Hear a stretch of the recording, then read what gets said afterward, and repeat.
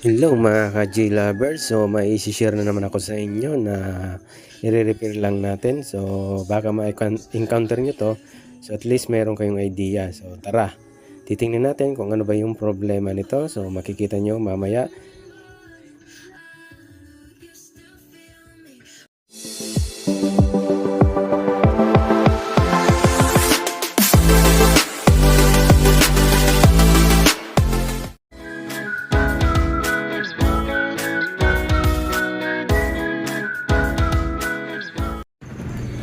Bali, ito yung ayusin natin, tong OEM ML1280P. So problem nito, wala siyang power sa player. So pag inon mo siya, may power naman, lumabas yung indicator natin, battery indicator natin na lead. So naka-full, wala siyang power sa player. So yan ang titingnan natin, aayusin natin. So napukasan ko na yan, tingnan nyo, wala nang tornilyo. So papakita ko sa inyo kung ano yung problema nito.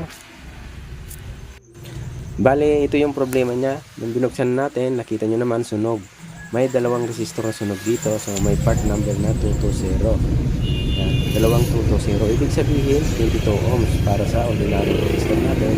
Ito kasi ay SMD 220. Papalitan natin siya ng 22 ohms. Tapos dalawa yan na 22 ohms. Try natin kung yan lang ba yung problema.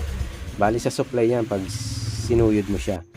So galing yan dyan sa may bridge. So nilinisan ko na yung connection natin na paglalagyan ng resistor. Yan, meron na tayong 22 ohms na pang lagay dyan.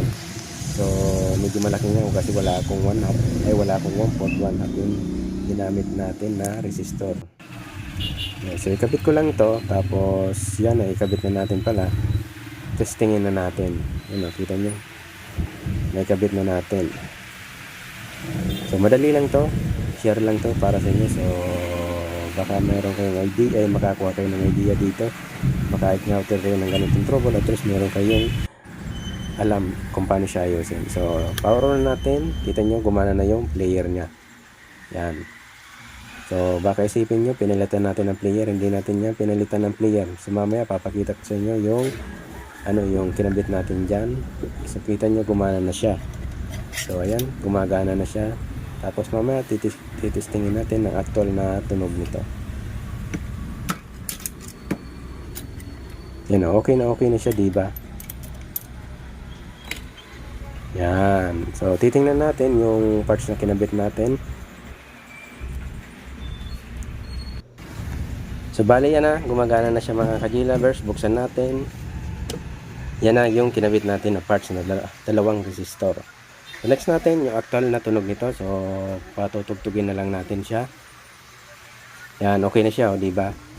So tara, testingin na natin to. Maganda pala yung tunog nito mga ka-J lovers.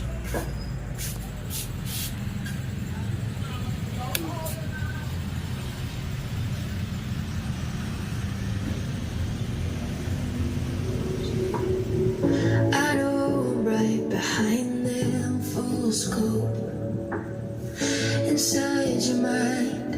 I've seen the post. You miss me and it shows.